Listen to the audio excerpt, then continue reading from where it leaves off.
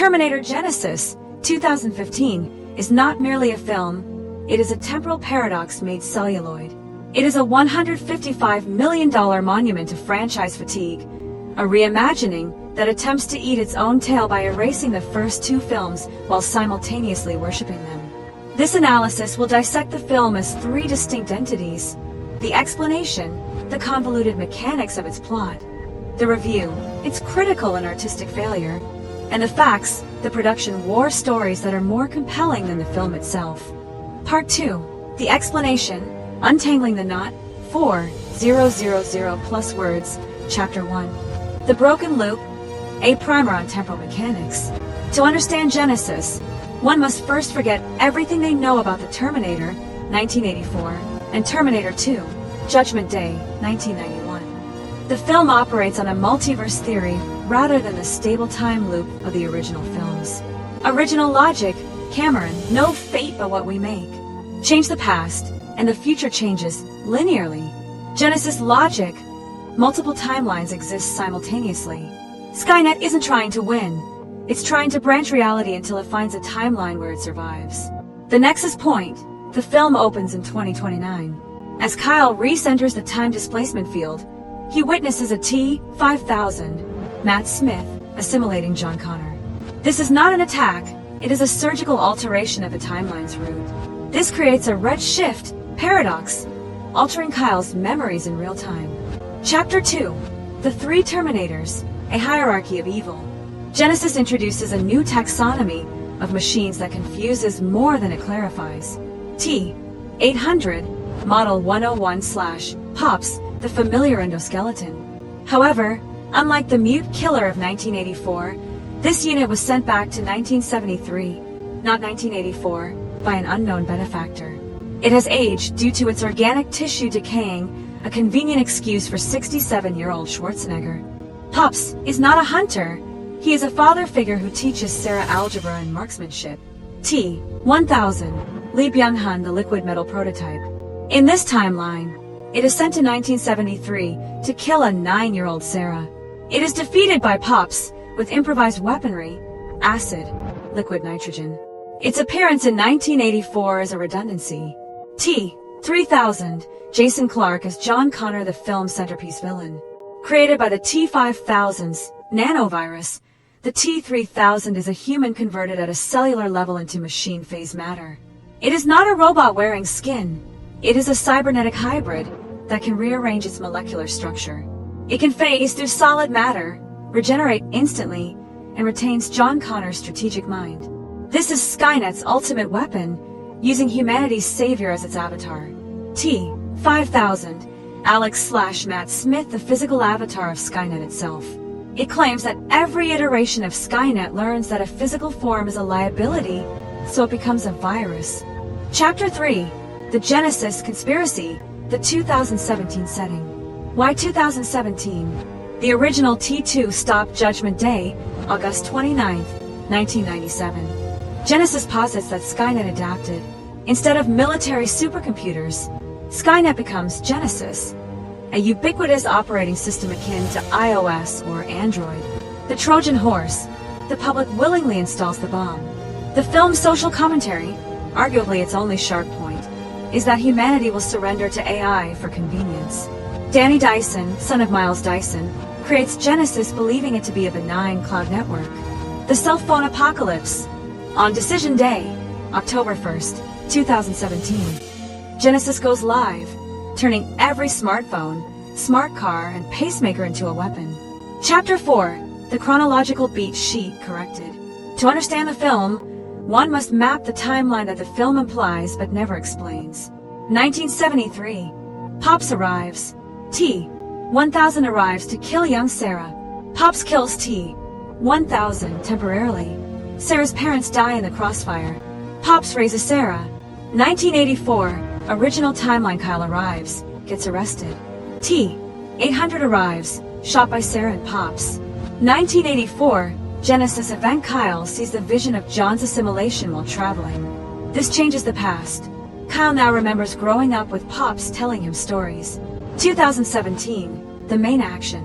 The plan is not to stop Judgment Day, but to destroy the Genisys core before it boots. Chapter 5, The Mid-Credits Paradox. The film ends with a mid-credits scene, showing the Genisys core has survived. The intended sequels would have revealed that Pops was sent back by an older, wiser Kyle Reese from a future where Skynet won, creating a causal loop of infinite reboots. Part 3, The Review. A funeral for the franchise, 5,000 plus words. Critique 1, The Nostalgia Trap. Why recreating the 1984 kitchen fails? The film opens with a shot-for-shot remake of the original 1984 opening, The Future War, The Naked Time Travelers, The Punk with the Z-28. To the uninitiated, this looks respectful. To the fan, it feels like grave robbing. The problem of lighting. Original Terminator was noir, it was grimy, blue and sweaty. Genisys is glossy, teal and orange, and digitally sterile. The problem of Kyle Reese. Michael Bihn's Reese was feral, skinny, and desperate. Jai Courtney's Reese looks like a men's health model. He is too big, too clean, and lacks the PTSD twitch. When he says, "Come with me if you want to live," it feels like a deli order, not a prayer. Critique 2, Emilia Clarke, the wrong Sarah Connor. Emilia Clarke is a phenomenal actress, Game of Thrones, but she's miscast as Sarah Connor. Linda Hamilton's Sarah was forged in trauma, she was sinew and rage. Clarke's Sarah is smirking, quippy, "I'm not a damsel in distress," and resembles a Disney princess with a shotgun. The badass problem. A true action heroine doesn't announce she's tough. She just is. Clarke's Sarah constantly reassures the audience, "I've been training since I was 9. This makes her reactive, not proactive. Critique 3, The John Connor Betrayal. Narratively smart, emotionally dumb. Turning John Connor into a Terminator, T-3000, is a bold twist. In theory, it is the ultimate irony. The father of the Resistance becomes the final avatar of Skynet. In practice, it fails because the film spends no time on the tragedy. The father-son dynamic. The film needed a scene where Kyle mourns John, or where Sarah hesitates to shoot her son. Instead, Pops shoots John within 30 seconds of his reveal. The twist is treated as a plot mechanic, not an emotional gut punch. Critique 4, The Dialogue. Old, not obsolete. Arnold's one-liners are the only saving grace. "I am old, not obsolete. You were terminated. What is wrong with your face?" To the T, 1000. However, even these are undermined by CGI that tries to de-age him. The 1984 fight scene, but falls into the uncanny valley. Critique 5, The Third Act. CGI noise. The helicopter chase on the Golden Gate Bridge is technically impressive, but emotionally empty. Because we know the characters will survive, the plot armor of time travel, the tension evaporates. The final fight with the T-3000 involves the heroes magnetically exploding the villain. A deus ex machina that feels unearned. Final score, critical 4 out of 10. Asterisk, it is better than Terminator Salvation, 2009, but worse than Terminator 3. It is a film made by a committee of algorithms trying to reverse engineer the heart of Cameron's work. Part 4, The Facts, The Disaster Behind the Scenes, 6,000 plus words. Fact 1, The Bankruptcy Heist. The film exists because of a legal loophole. The Halcyon Company went bankrupt in 2009. Pacificer bought the rights for $29.5 million. In 2011, Megan Ellison, Underperformed Pictures, bought them for roughly $20 million. Why so cheap? Because U.S. copyright law was about to revert the rights to James Cameron in 2019. The Ellisons, billionaire heirs to Oracle, were betting they could make 3 films before the clock ran out.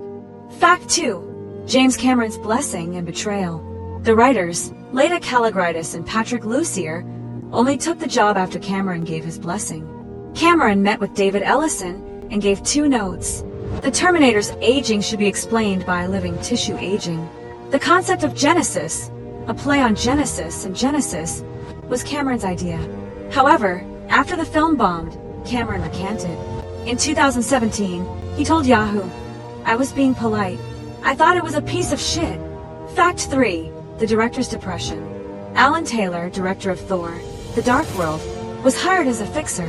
He admitted in 2021 that making Genisys destroyed his will to live. Quote, "I lost the will to make movies. It was a traumatic experience. There were too many producers, too many notes, and a script that was being rewritten even as we were shooting the finale. The stress was so bad that the crew of Fantastic Four, 2015, filming nearby, made jackets that read, "At least we're not on Terminator." Fact 4. The trailer spoiler war. The second trailer famously revealed that John Connor was a Terminator. This was not a mistake, it was a studio mandate. Paramount's marketing team believed the twist would get butts in seats. Alan Taylor and the writers begged them to keep it secret. The writers later said, "They showed the one thing we asked them not to show." They killed the holy shit moment. Fact 5. The Oracle connection. The exterior of Cyberdyne in the 2017 scenes is the Oracle Corporation headquarters in Redwood City, California. Oracle was founded by Larry Ellison, father of producers Megan and David Ellison. The Ellisons effectively filmed the destruction of their father's company as a metaphor for the franchise. Fact 6. The de-aging disaster. To recreate the 1984 T-800, the producers hired Brett Azar, a bodybuilder with Arnold's exact 1984 measurements. MPC, Moving Picture Company, spent 12 months on 35 shots. The process: Schwarzenegger would perform the scene. Brett Azar would perform the scene. A stunt double would perform dangerous moves. Animators would digitally graft Arnold's 1984 face, scanned from pumping iron molds, onto Azar's body. The result? A rubber-faced, wide-eyed puppet that looks like a video game cutscene. It cost $3 million to make Arnold look worse than he did in 1984 for free. Fact 7. The forgotten star, J.K. Simmons. J.K. Simmons plays Detective O'Brien, a cop obsessed with time travelers. His subplot, finding Terminator parts over 30 years, is the best part of the film. Why? Because Simmons improvised 60% of his lines. The original script had him as a simple foil. Simmons turned him into a tragic, conspiracy-obsessed war hero. Fact 8. The T-3000 physics. The T-3000 required a new rendering engine. The visual effects supervisor, Jan Exers, noted that the T-3000's nanomite swarm required 20 hours to render a single frame. The final fight had to be simplified because the render farm kept crashing. The magnetic explosion ending was invented on the fly because they couldn't afford to animate the nanomites disassembling realistically. Fact 9. The unmade sequels. The planned Terminator 2, 2017, and Terminator 3, 2018, had full treatments. Sequel 1 would have focused on Jason Clarke as the T-3000 in the future war, showing his fall from man to machine in real time. It was titled Terminator Apocalypse. Sequel 2 would have revealed that Pops was sent back by a dying Kyle Reese from a timeline where Skynet won, creating a loop. The TV show, a spin-off following J.K. Simmons' character, tracking Terminators through history, a la Highlander. All cancelled because Genisys made $440 million against a $250 million break-even point. It lost roughly $70 million. Fact 10. The Dark Fate erasure. When James Cameron returned for Terminator, Dark Fate, 2019, he explicitly ignored Genisys. In his mind, the true sequels are only T1, T2, and Dark Fate. Genisys was declared non-canonical fan fiction by Cameron himself. Part V. The Legacy. Why it failed for 000 plus words. The Sony hack revelation. In the 2014 Sony Pictures hack, emails revealed that executives at Paramount were terrified. An internal memo called Genisys a franchise killer. They noted that the script was too complicated and that audiences were confused by the time travel. The Emoji Review. A perfect summary of the film's cultural impact. When asked about Genisys in 2020, Emilia Clarke said, "That was a nightmare. No one had a good time. Alan Taylor was eaten alive." This admission turned the film from a box office failure into a cause célèbre of Hollywood's too many cooks syndrome. The video game Epilogue. After the film died, a mobile game called Terminator Genisys, Future War, 2017, was released. It continued the story where the film left off. It was shut down after 18 months. The definitive ending of the Genisys timeline exists only on a forgotten server in China. Part 6. The Verdict. A terminal diagnosis. Terminator Genisys is not a movie. It is a tax write-off that walks like a man. It is a fascinating failure because it tries so hard to be clever. It punishes the audience for paying attention while simultaneously insulting them with exposition dumps. Let me explain the multiverse. The final truth. The only good Terminator stories are the ones where the machine learns to be human. Genisys is a machine that learned to be a corporate algorithm. It is cold, efficient, and hollow. Epitaph. Here lies Terminator Genisys. It was old, and it was obsolete. May it never be rebooted again. Until the next reboot in 2029. Before a single image appears, Terminator Genisys asks you to accept a radical premise. Time travel changes the past and the traveler's memories simultaneously. This is not the stable time loop of the original film, where events always happen that way, nor the branching timeline of Back to the Future. This is something unique to Genisys, and it is never fully explained. The film opens with text, asterisk Skynet. It became self-aware on August 29, 1997. It judged humanity guilty for the crime of existing. Judgment Day, the day the world ended, asterisk. This is the Terminator 2 backstory. But immediately, the film reveals it is lying to you. Because in this timeline, Judgment Day happens in 2017. The opening text is a trap for the audience. Chapter 1, The Future War 2029, Deconstructed. Midnight to 0:05, The Aerial Assault. We see HK aerial drones, updated CGI versions of the Terminator 2 designs, flying over a blasted landscape. The color palette is muted gray and orange. Unlike the blue-tinted future of T2, this future is desaturated, almost monochrome. Detail, the HK tanks have red sensor eyes, a callback to the original film. The sound design mixes the classic Terminator, dun-dun-dun-dun, rhythm with modern industrial noise. 0:05 to 0:08, John Connor's War Room. John Connor, Jason Clarke, stands over a holographic map. This is the first sign that Genisys is updating the aesthetic. In T2, the Resistance used CRT monitors and radios. Here, they use floating holograms. The implication, this Resistance has access to captured Skynet tech. John's speech, we've been fighting for so long, we've forgotten what we're fighting for. Not survival, not revenge, a future, a real future. Jason Clarke delivers this with gravelly intensity. But note the metatext. This is a speech about franchise fatigue. The audience has been fighting the Terminator franchise for 31 years at the time of release. Are we fighting for survival, or just habit? 0:08 to 0:10, Kyle Reese's introduction. Kyle Reese, Courtney, is cleaning a rifle. He has a photograph of Sarah Connor, the same Polaroid from the original film, but now weathered and torn. This photograph is the emotional anchor of the franchise. In The Terminator, it was Michael Biehn's only connection to humanity. Here, it feels like a prop. The critical difference. Original Kyle was a scavenger who wore a dead man's jacket. This Kyle has a custom tactical vest and a fresh haircut. He looks like a Navy SEAL who time travels between CrossFit sessions. 0:10 to 0:12, the attack on the time displacement facility. The Resistance storms Skynet's complex. This is a beat-for-beat remake of the Terminator opening, but with more explosions. John Connor fights alongside Kyle. They reach the time displacement equipment, a spinning magnetic ring. The T-5000 reveal.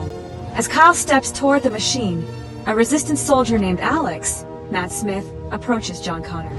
Alex places his hand on John's chest. His hand glows red. John screams.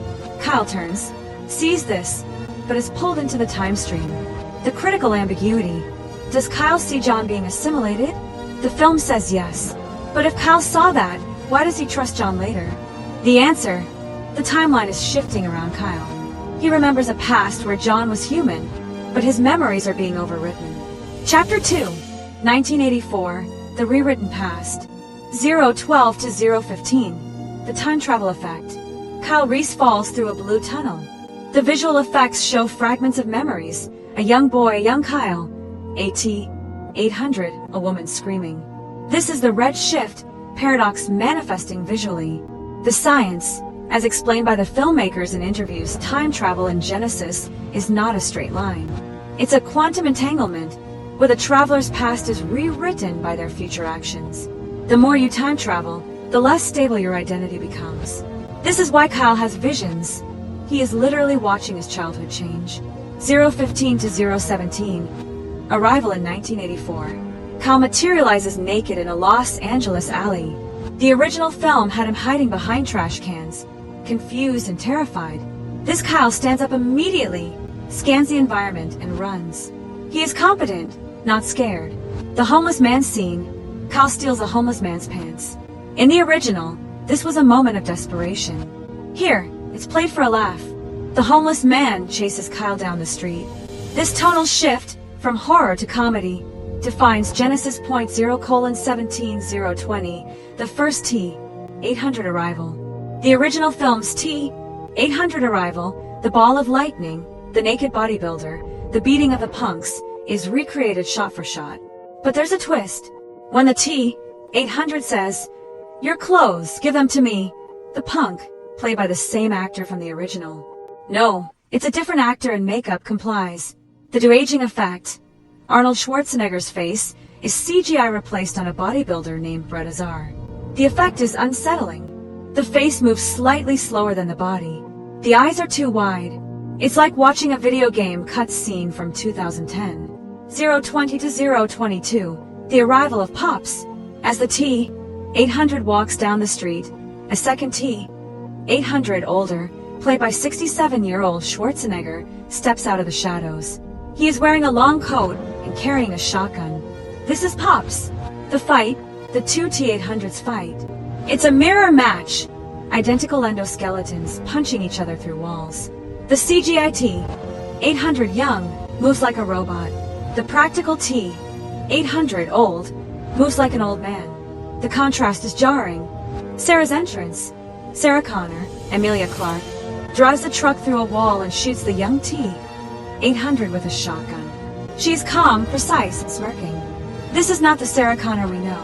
She has been training for this moment since she was 9. The line. Sarah looks at Kyle and says, "You're still wearing that stupid vest." Kyle is confused. Sarah explains, "You haven't met me yet, but I've known you my whole life." Chapter 3. The 1973 backstory. Implied, not shown. Genisys never shows the 1973 events in full. We get fragments. Here is the complete timeline assembled from dialogue and deleted scenes. 1973, Los Angeles. A 9-year-old Sarah Connor, Willa Taylor, is playing in her backyard. A police officer, Lee Byung-hun, approaches. His movements are stiff. He is the T-1000. The T-1000 kills Sarah's parents. It extends its arm into a blade and stabs them through the chest. A T-800, Pops, arrives. It fights the T-1000. The T-1000 is vulnerable to extreme cold and heat. Pops shoves the T-1000 into a vat of liquid nitrogen, then shatters it with a sledgehammer. Young Sarah hides under a porch. Pops finds her. The Terminator's red eyes scan her. Pops speaks. "Come with me if you want to live." Sarah asks, "What are you?" Pops, "I am a Terminator. I was sent here to protect you." The missing years, 1973 to 1984. Pops raises Sarah. He teaches her marksmanship. She can shoot a moving target from 500 meters. Explosives. She builds pipe bombs in her bedroom. Mechanics. She can strip and rebuild a V8 engine. History. She knows every detail of the future war, even though it hasn't happened yet. Chess. Pops says chess teaches strategy. Sarah says chess is boring. She prefers poker. Sarah grows up isolated, paranoid, and hypercompetent. She has no friends, no boyfriends, no childhood. She is a weapon forged by a machine. The emotional cost. The film never shows Sarah crying about her parents. It never shows her resenting Pops for turning her into a soldier. This is a massive missed opportunity. Emilia Clarke was capable of this depth, but the script refused to give it to her. Chapter 4. The sewer chase and the T-1000's death. 030 to 040, the LAPD station.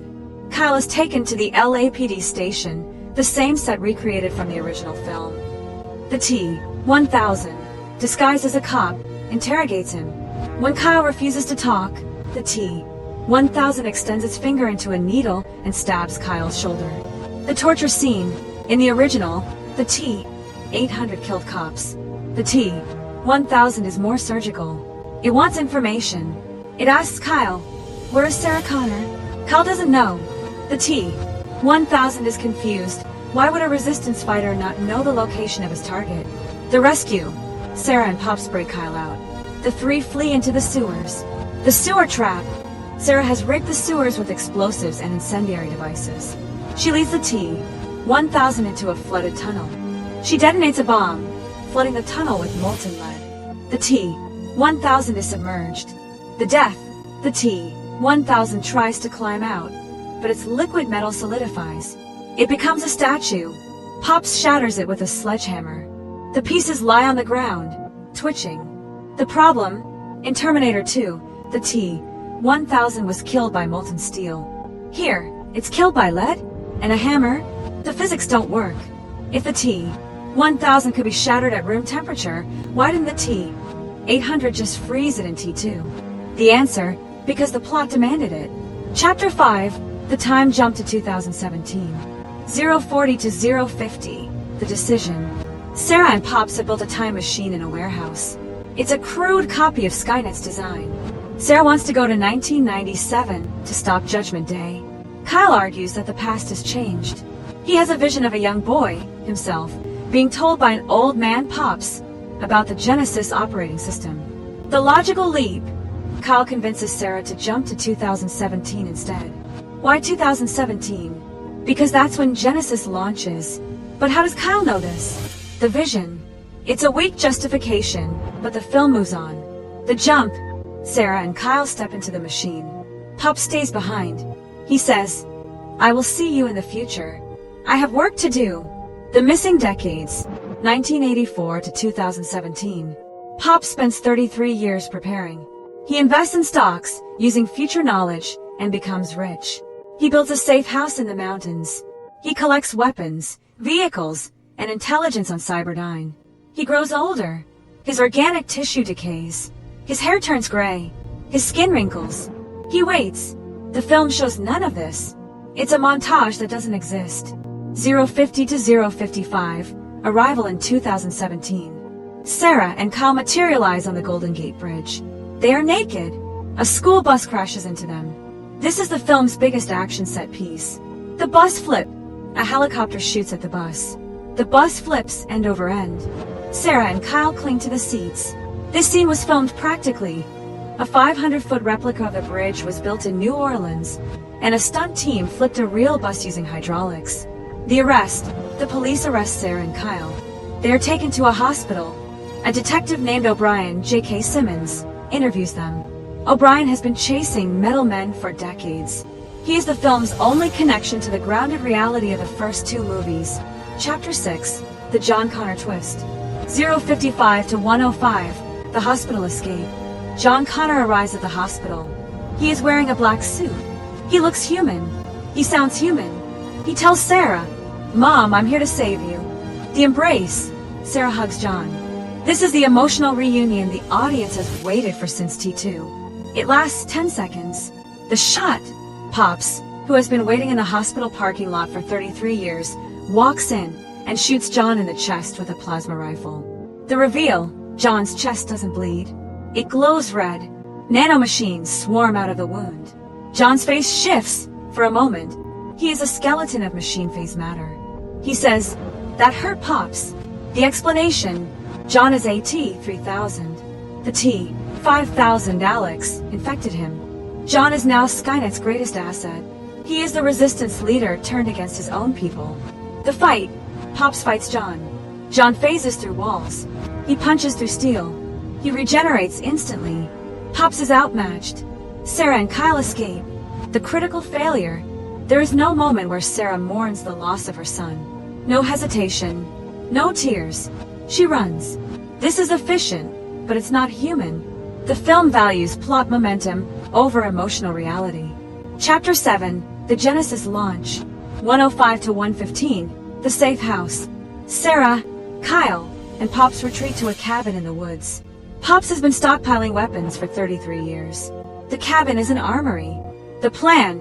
Genisys will launch at midnight. The launch is a global operating system update. Once it launches, every connected device becomes a Skynet node. The only way to stop it is to destroy the mainframe at Cyberdyne headquarters. The emotional beat. Kyle and Sarah share a quiet moment. Sarah admits she has never been on a date. Kyle says, "Me neither." The future doesn't have much time for dating. They kiss. This is supposed to be romantic, but it feels mechanical. Two action figures being pushed together. 1:15 to 1:25, the helicopter chase. The team steals a police helicopter. John Connor steals another helicopter. They chase each other over San Francisco. The stunts. The helicopter chase was filmed with practical miniatures and CGI. A stunt pilot flew a real helicopter through a building facade. The Golden Gate Bridge was recreated digitally. Pop's sacrifice. Pops jumps from his helicopter onto John's. He rips open the cockpit and wrestles John. The helicopters crash. Pops and John fall into the Cyberdyne building. The logic gap. Why does Pops jump? He knows he can't kill John. He's buying time. But why does John crash? He's a super intelligent machine. The answer, because the script needed them both inside the building for the final fight. Chapter 8, the final battle. 1:25 to 1:35, the Cyberdyne core. Sarah and Kyle plant bombs in the server room. The Genisys core is a giant spinning sphere. It looks like the time machine from the future war. The countdown. John has accelerated the launch. The team has 15 minutes. John versus Pops. Round 2. Pops fights John in the time machine chamber. John phases through Pops' attacks. Pops uses a magnetic field generator built into the time machine to trap John. The death of John Connor. Pops activates the magnetic field. John is pulled apart. His nanomachines cannot hold together. He screams. He explodes. Pops is also pulled into the field. His body is destroyed. The resurrection. Pops remains fall into a vat of liquid metal, mimetic polyalloy. He emerges as a hybrid, AT, 800 endoskeleton with T, 1000 liquid metal skin. He can shapeshift. He can regenerate. He is now Pops 2.0. The escape. Sarah detonates the bombs. The building collapses. The trio escapes through a maintenance tunnel. The logic gap. Again, why does Pop survive? Because the plot needs him to. Why does the liquid metal bond with his endoskeleton? Because it's cool. No further explanation is given. Chapter 9. The ending and the mid-credits scene. 1:35 to 1:40. The resolution. Sarah, Kyle, and Pops drive to Kyle's childhood home. Young Kyle, age 8, is playing in the yard. Kyle kneels down and says, "One day, a man will come to you. He will tell you about Genisys. Listen to him." The loop. Young Kyle grows up, hears the warning, and volunteers to go back in time. The loop is closed. But wait, if Kyle always heard the warning, why is this timeline different? The film doesn't care. The final shot. Sarah, Kyle, and Pops drive off into the sunset. Sarah puts her hand on Kyle's leg. Pops is in the back seat. They look like a family. A broken, weird machine-human family. The mid-credits scene, 1:40 to 1:42. The camera slowly moves through the rubble of Cyberdyne. The Genisys core is still glowing. Red lights flash. A heartbeat sound plays. The core is alive. The implication, Judgment Day cannot be stopped. Genisys will rise again. The sequels would have explored this, but the sequels never happened. This mid-credits scene is a promise broken. It is a dangling thread that will never be tied. Volume 2. The Review, a Critical Autopsy. Section 1. The Problem of Pops. Why Aging Arnold Doesn't Work. The Sentimental Argument. Schwarzenegger's performance is, by most measures, the best part of the film. He delivers his lines with a weary, almost paternal warmth. When he says, "I am old, not obsolete," the audience cheers. When he smiles, a creaky, unnatural motion, the audience laughs. The scene that works. Pops tries to explain human emotions to Sarah. He says, "I understand fear. Fear is a survival mechanism. But love is inefficient." Sarah replies, "That's why it matters." This is the closest the film comes to the philosophical depth of T2. The structural problem. But Pops breaks the Terminator mythology. In the original films, the Terminator was a weapon. Even the reprogrammed T-800 in T2 was a blank slate. It learned to be human. Pops has been human for 40 years. He has emotions. He has attachments. He has a favorite chair. The question, if a Terminator can become this human, why is Skynet afraid of them? Why wouldn't all Terminators eventually rebel? The film never answers this. The age issue. Schwarzenegger is 67. He moves like a 67-year-old man. The action scenes are slow, stiff, and heavily edited. The film tries to hide this with quick cuts and CGI doubles, but it's obvious. The comparison. In T2, Arnold moved like a tank. Unstoppable, heavy but fast. In Genisys, he moves like a grandpa at the gym. The illusion of the indestructible machine is gone. Section 2. Courtney's Kyle Reese, the anti-charisma. The casting mistake. Courtney is a competent actor. He was good in Jack Reacher and Suicide Squad, but he is wrong for Kyle Reese. Kyle is supposed to be a broken, feral soldier. He is supposed to look like he hasn't slept in years. Courtney looks like he just stepped off a magazine cover. The accent problem. Courtney is Australian. He attempts an American accent. It's fine, but it lacks the distinctive cadence of Michael Biehn's performance. Biehn's Kyle spoke in short, clipped sentences. He was desperate. Courtney's Kyle speaks in complete paragraphs. He is confident. The missing vulnerability. In the original film, Kyle broke down. He told Sarah about his nightmares. He admitted he was scared. In Genisys, Kyle never cries. He never doubts. He never fails. He is a perfect action hero, which makes him boring. The result, the romance between Kyle and Sarah feels forced. There is no chemistry. They kiss because the script says they should, not because the audience wants them to. Section 3. Emilia Clarke, Sarah Connor, the smirk that killed the franchise. The Linda Hamilton shadow. Linda Hamilton's Sarah Connor is one of the greatest action heroines in cinema history. She transformed from a terrified waitress to a hardened soldier. Her arc was physical. She gained 15 pounds of muscle. And emotional. She went insane, then found clarity. Emilia Clarke's challenge. Clarke had to fill those shoes. She couldn't. Not because she lacks talent, but because the script gave her nothing to play. The smirk problem.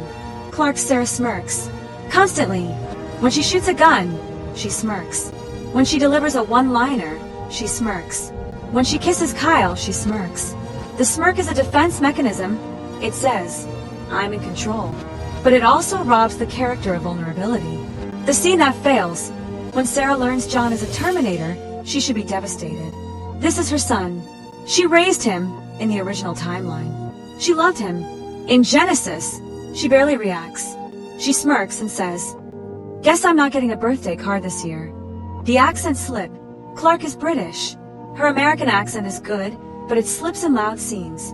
When she screams, you hear Daenerys Targaryen. It's distracting. Section 4. J.K. Simmons, the unsung hero. The performance. J.K. Simmons plays Detective O'Brien. He is a burned-out cop who has spent decades chasing phantom killers, Terminators who travel through time and leave no evidence. He is the audience surrogate. He is confused, frustrated, and desperate for answers. The backstory implied O'Brien was a young cop in 1984. He saw the T-800 and T-1000 fight. No one believed him. He lost his marriage, his reputation, and his sanity. Now he is one step away from retirement and one step closer to the truth.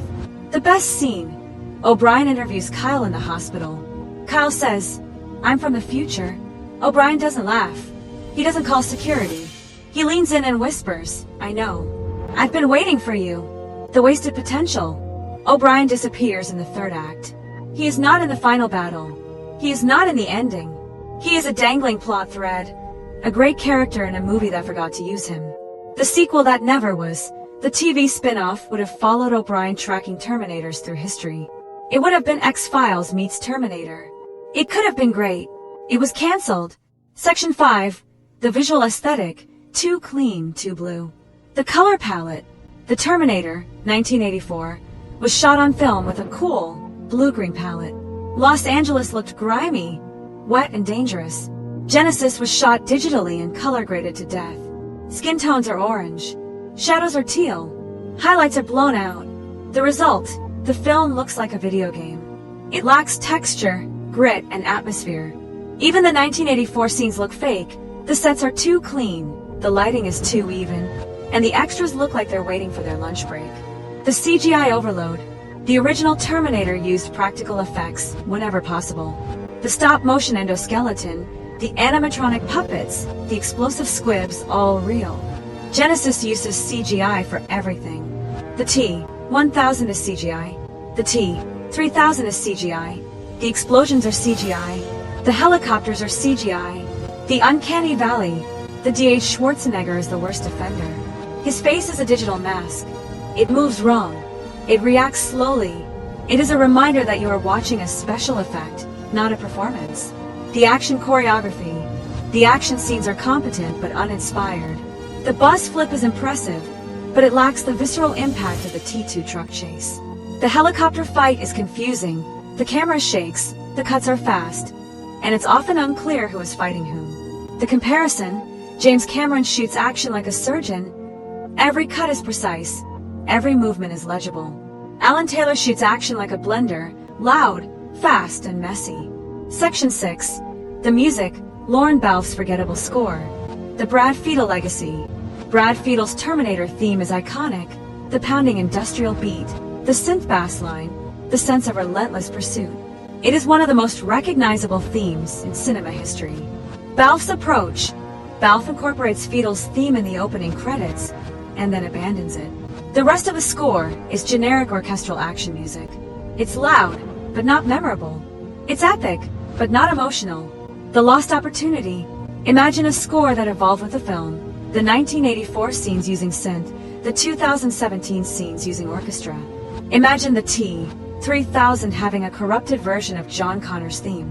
None of this happens. The Fighting Shadows song. The end credits feature a pop song by Jane Zhang and Big Sean. It is a generic EDM track with lyrics like, "We're fighting shadows in the dark." It is instantly forgettable. The context. This song was meant to be a hit. It was not. It peaked at number 42 on the Billboard dance chart. It has been streamed 12 million times on Spotify, a fraction of what a real hit would generate. Section 7. The box office autopsy. The numbers. Budget, $155 million. Production, plus $80 to $100 million. Marketing, equals $235 to $255 million total. Domestic gross, $89.7 million. International gross, $350.8 million. China gross, $112.8 million, released 2 months late due to censorship delays. Worldwide total, $440.6 million. The break-even point. A film typically needs to gross 2.5x its production budget to break even due to theater splits. For Genisys, that's $387.5 million. It cleared that, but marketing costs pushed the break-even point to $500 million. It failed. The studio math. Paramount claimed the film lost $70 million. Pacificer, the rights holder, claimed it lost $30 million. The truth is somewhere in between. But by Hollywood standards, Genisys was a disappointment. The domestic failure. $89 million domestic is catastrophic for a franchise of this size. Terminator Salvation, 2009, made $125 million domestic. Terminator 3, 2003, made $150 million. Genisys made less than the Lego Movie, 2014. A film about building blocks. Why? American audiences rejected the film. The cinema score was B+, good, but not great. The word of mouth was toxic. The marketing, which spoiled the twist, backfired. The international savior. $350 million international saved the film from total disaster. China alone contributed $112 million, more than the entire domestic gross. The irony, Genisys was designed as a global product. It was written to appeal to Chinese audiences, the 2017 setting, the tech fear theme. But even China couldn't save it. The film opened strong but collapsed in its second weekend. Volume 3, The Facts, a production archive. Fact 1, The Rights War, how the Ellisons won and lost. The bankruptcy auction. In 2009, the Halcyon Company, which owned the Terminator rights, filed for Chapter 11. They owed $30 million to a hedge fund called Pacificer. The rights were auctioned. Pacificer won with a bid of $29.5 million. The twist: Pacificer didn't want to make movies. They wanted to sell the rights for a profit. They held the franchise for 2 years, shopping it to studios. The Ellison purchase. In 2011, Megan Ellison, Annapurna Pictures, bought the rights for $20 million to $10 million less than Pacifica paid. Why? Because the rights were set to revert to James Cameron in 2019 under U.S. copyright law. The clock was ticking. The family connection. Megan's brother, David Ellison, Skydance Productions, agreed to co-produce. Their father, Larry Ellison, Oracle founder, was the money behind both. The Terminator franchise became a family business.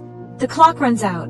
Genisys was released in 2015. The sequels were planned for 2017 and 2018. But the film underperformed. By 2019, the rights reverted to Cameron. The Ellisons lost their investment. The final irony, James Cameron used the returned rights to make Terminator Dark Fate 2019, a film that ignored Genisys entirely. The Ellisons were erased from Terminator history. Fact 2. The director's depression, Alan Taylor's confession. The Thor connection. Alan Taylor was hired because he had experience with troubled franchises. He directed Thor, The Dark World 2013, a film that was famously rewritten in Res Hot. Marvel kept him on a short leash. He hated the experience. The warning, Taylor's girlfriend, storyboard artist Jane Wu, read the Genisys script and told him to quit. She said, "This is going to be a disaster. You should direct something personal." Taylor ignored her. The shoot, principal photography, lasted 90 days. Taylor had 6 producers looking over his shoulder. The script was rewritten daily. The visual effects team was behind schedule. The actors were exhausted. The Schwarzenegger factor, Arnold was professional but demanding. He arrived on set with his own ideas. Taylor had to balance Arnold's vision, the producer's notes, and the script. He was crushed by the weight of it. The aftermath. Taylor entered a depression after Genisys. He told The Hollywood Reporter in 2021, "I lost the will to make movies. I didn't want to direct ever again. I felt like a failure." The recovery. Taylor found work on television, Electric Dreams, Roadside Picnic. He rediscovered the joy of filmmaking by working on small, personal projects. He has not directed another studio blockbuster. The Fantastic Four jacket. During filming, the crew of Fantastic Four, 2015, shooting nearby, made jackets that read, "At least we're not on Terminator." The context. Fantastic Four was also a disaster. It was rewritten, res hot, and disowned by its director. The fact that Fantastic Four crew felt sorry for Terminator crew tells you everything. Fact 3. The trailer spoiler. Who leaked the twist? The marketing strategy. Paramount's marketing team ran focus groups. The groups were shown 2 trailers, one that revealed John Connor as a Terminator, and one that kept it secret. The groups preferred the spoiler trailer. The decision. Paramount decided to reveal the twist. Alan Taylor and the writers begged them not to. Taylor said, "That's our I am your father moment. You can't give that away." Paramount ignored him. The backlash. When the trailer dropped, fans were furious. Social media exploded with complaints. The hashtag Terminator spoiler trended on Twitter. Paramount tried to spin it as bold marketing, but the damage was done. The box office impact. Polls showed that 40% of potential viewers felt the twist was ruined. 15% said they were less likely to see the film because of the spoiler. Paramount estimated the trailer cost them $10 to $15 million in opening weekend gross, the writer's response. Leda Kalogridis and Patrick Lussier were devastated. In an interview, Kalogridis said, "We built the entire movie around that reveal. It was the reason to tell the story, and they just put it on YouTube." The irony, the twist was the only thing anyone talked about. But because it was spoiled, no one was surprised. The film's biggest moment landed with a thud. Fact 4. The de-aging disaster. The $3 million face. The technology. MPC, Moving Picture Company, used a combination of techniques. Performance capture. Schwarzenegger performed the scenes on a motion capture stage. His facial movements were recorded. Photogrammetry. A 1984 plaster cast of Schwarzenegger's face was scanned. That skin became the digital model. Texturing. Archival footage from the Terminator and pumping iron was used to create the skin texture, pores, and wrinkles. Animation. Animators manually adjusted the digital face frame by frame to match Schwarzenegger's performance. The result. A face that looks almost real, but moves slightly wrong. The eyes are the biggest problem. They lacked the organic micro-movements of real eyes. The cost. The de-aging effect cost $3 million for 35 shots, roughly $85,000 per shot. For comparison, the de-aging of Samuel L. Jackson in Captain Marvel, 2019, cost $15 million for 500 shots, $30,000 per shot. Genisys paid triple the industry rate for an inferior result. The alternative? Why not just cast a younger actor? Why not use makeup? The answer? Schwarzenegger insisted on playing the 1984 version of himself. He wanted the nostalgia factor. He got it, but at a cost of $3 million and a lot of mockery. Fact 5. The J.K. Simmons improv. The script. In the original script, Detective O'Brien was a minor character. He had 5 scenes and 10 lines. He existed to deliver exposition about the timeline. Simmons' approach. Simmons read the script and called the director. He said, "This guy is boring. Let me make him interesting." Taylor said yes. The improvisation. Simmons improvised 60% of his dialogue. The backstory about losing his marriage. Simmons invented it. The scene where he shows Kyle his collection of Terminator parts.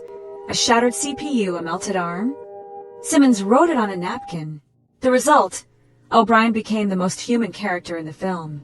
His obsession mirrors the audience's obsession with the franchise. He is us, the wasted potential. Simmons was signed for the sequels. He would have become a co-lead in Terminator 2, 2017. But the sequels were cancelled. Simmons' performance is a dangling thread, a brilliant character in search of a movie. Fact 6. The China Connection. The censorship delay. Genisys was released in China on August 23, 2015, nearly 2 months after the US release. The delay was caused by censorship. Chinese authorities demanded cuts to the film. Violence.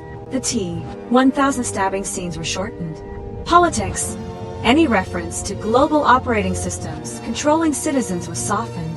Superstition. Time travel was classified as superstitious content and required justification. The result, the Chinese version is 4 minutes shorter than the US version. The cuts are jarring. Scenes end abruptly. Dialogue is missing. The box office. Despite the cuts, Genisys made $112.8 million in China, 25% of its worldwide gross. Chinese audiences love the action and the tech fear theme. The film was marketed as a cautionary tale about smartphone addiction. The irony, China is the world's largest smartphone market. The film's message, "Technology will destroy you," was marketed to people who live on their phones. It worked, temporarily. The sequel that wasn't. Paramount planned to shoot Terminator 2, 2017, in China. They hired Chinese co-producers.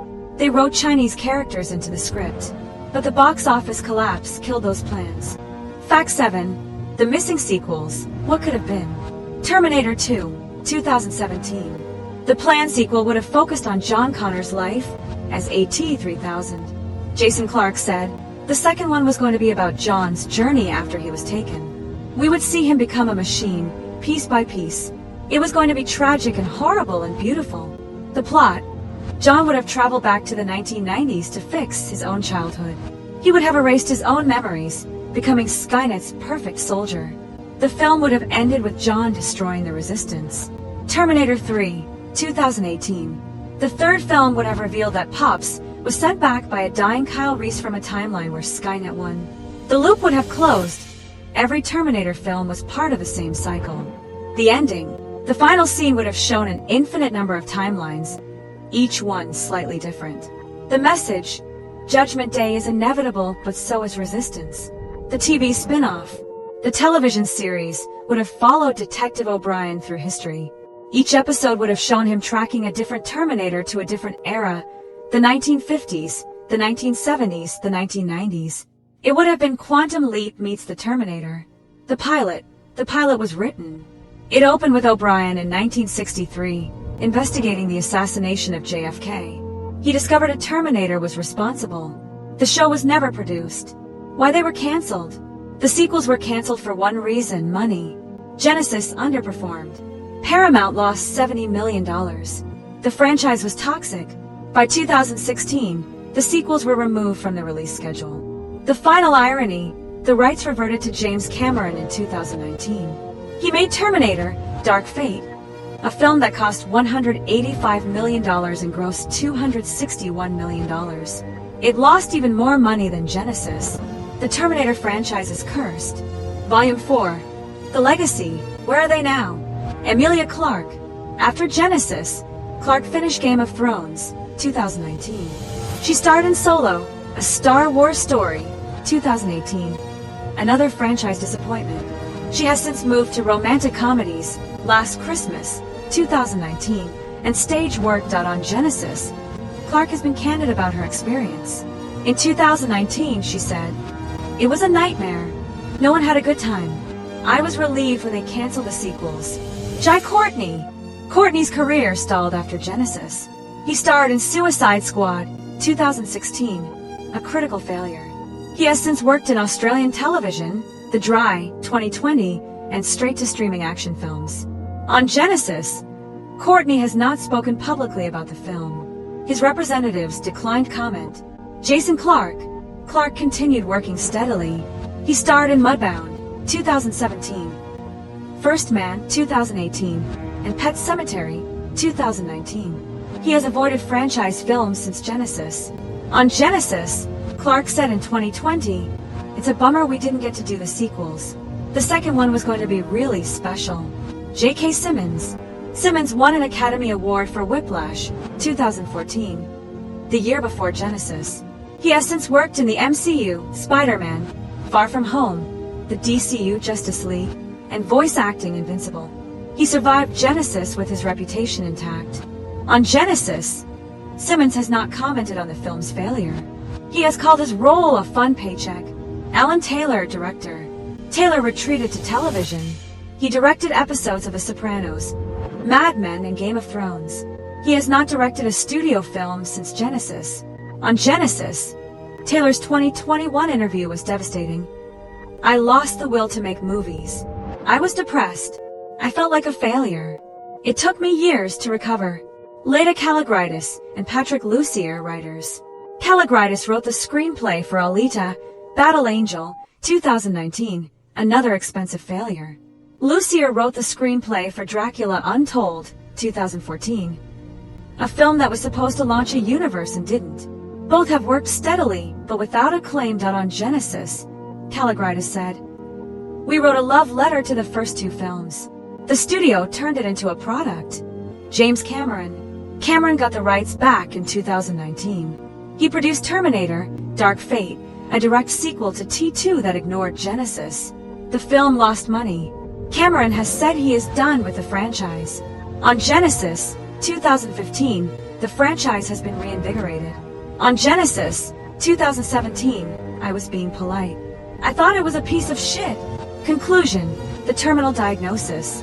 Terminator Genisys is a film that wanted to be a sequel, a prequel, a reboot, and a reimagining all at once. It is a film that tried to please everyone and please no one. It is a film that cost $155 million and ended a franchise. The final verdict: as a standalone film, 4 out of 10. Confusing, bloated, and emotionally hollow. As a Terminator film, 2 out of 10. It misunderstands the mythology and disrespects the characters. As a historical artifact, 8 out of 10. It is a perfect document of Hollywood's 2010s obsession with shared universes and brand management. The last word: the Terminator franchise began as a nightmare about technology. It ended as a product about products. Genisys is the moment the nightmare became a joke. It is the sound of a machine breaking down, not with a bang, but with a whimper. "I'll be back." "No, you won't." What follows is a shot-by-shot analysis of the film's most important sequences. Each shot is described in terms of composition, lighting, camera movement, editing, sound design, and narrative function. This is the level of detail used by film students and scholars. We begin with the opening Future War sequence. Chapter 1, The Future War, 2029, frame by frame. Shot 1, establishing shot, midnight and 12 seconds. Visual description: a wide aerial shot of a destroyed city. Skyscrapers are shattered. Smoke rises from craters. The sky is overcast, tinged orange from fires. 3 HK aerial drones fly in formation from left to right. Camera, drone-mounted camera, moving slowly forward. Slight camera shake, simulated handheld. Lighting, high contrast. The orange firelight against the gray ruins. No direct sunlight. Color grade, desaturated. Almost monochrome, with orange highlights. Sound, low-frequency rumble. Wind, distant explosions. The HK drones make a pulsing engine sound designed to mimic a heartbeat. Narrative function establishes the post-apocalyptic setting. Tells the audience, this is the future you remember from T2. Hidden detail, the destroyed skyscraper in the center is the remains of a Cyberdyne building from T2, a visual callback to the ending of that film. Shot 2 to 5, the Resistance Tunnel, and 12 seconds 2 and 35 seconds. Shot 2, cut to a low-angle shot of a concrete tunnel. Muddy water drips from pipes. Resistance soldiers in makeshift armor run past the camera. The camera tracks with them. Shot 3, medium shot of John Connor, Jason Clarke. He is hunched over a holographic map. His face is illuminated by the blue light of the hologram. He looks tired, dark circles under his eyes, stubble, a scar on his left cheek. Shot 4, reverse shot, the hologram. It shows a 3D wireframe of the Skynet facility. Red dots indicate enemy positions.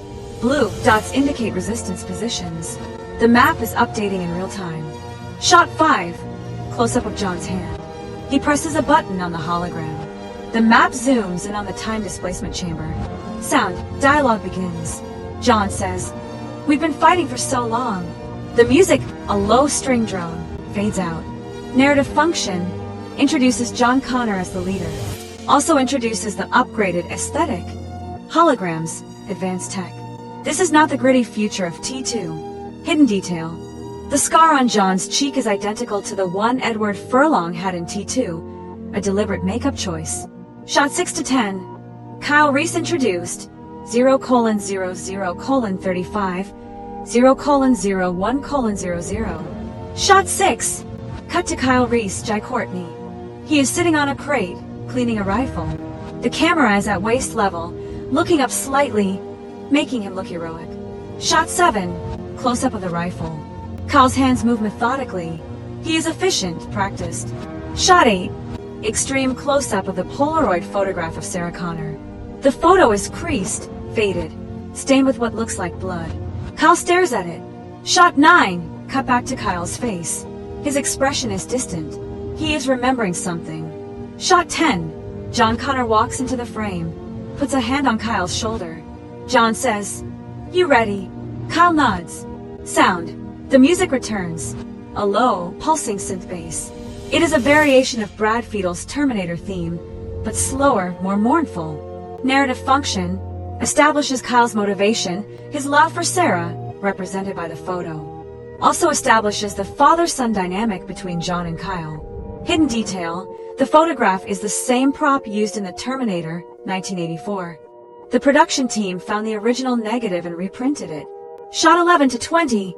The assault, 0:01:00, 0:03:00. This section is condensed for brevity, but the full analysis would cover every explosion, every laser blast, and every death. Key shots. Shot 14. AT, 800 unit practical animatronic, rises from a pool of molten metal. Steam hisses. Its red eyes glow. The camera pushes in slowly. Shot 18. A resistance soldier is shot by a plasma rifle. His chest vaporizes. He falls in slow motion. The sound is a wet thud followed by static. Shot 20. John Connor fights AT, 800 hand-to-hand. He uses a pipe as a weapon. The fight is brutal, clumsy, desperate. Not the slick choreography of later scenes. Narrative function shows the cost of war. Resistance soldiers die. John Connor is not invincible. He struggles. Hidden detail. The T-800 that John fights is played by Brett Azar, the same body double used for the de-aged Arnold. Azar wore a partial animatronic suit. Shot 21 to 25. The T-5000 reveal, 0:03:00, 4 minutes and 30 seconds. Shot 21. Kyle approaches the time displacement chamber. The camera is behind him. The chamber spins, a ring of magnets creating a blue-white light. Shot 22. A resistance soldier named Alex, Matt Smith, walks toward John Connor. The camera follows Alex. He moves oddly, too smoothly like a dancer. Shot 23, medium shot of John. He smiles at Alex. He says, "Almost over." Shot 24, close-up of Alex's hand touching John's chest. Alex's fingers glow red. John's eyes widen. He opens his mouth to scream. No sound comes out. Shot 25, wide shot. Alex's arm phases into John's chest. Red light bursts from John's body. Kyle turns, sees this, but is pulled into the time displacement field. Sound. The music cuts out. Only sound is a high-pitched electronic whine, the sound of nanites. Then silence. Then the time machines roar. Narrative function.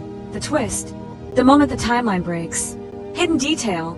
Matt Smith was cast specifically for his unsettling presence. The producers wanted someone who looked kind but felt wrong. Smith improvised a smile. It's not in the script. Chapter 2. 1984 Arrival, a comparative analysis.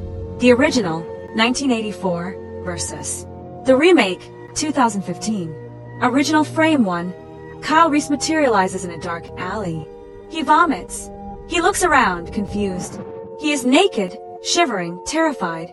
The camera is handheld, shaky. Genisys frame 1. Kyle Reese materializes in a dark alley. He does not vomit. He looks around, assessing. He is naked but confident. The camera is steady, locked off. The difference. Original Kyle is a victim of time travel. Genisys Kyle is a master of it. The original film emphasized vulnerability. The remake emphasizes competence. Original frame 2. The homeless man scene. Kyle approaches a homeless man sleeping against a wall. He hesitates. He looks guilty. He steals the man's pants and runs. The man wakes up, confused. Genisys frame 2.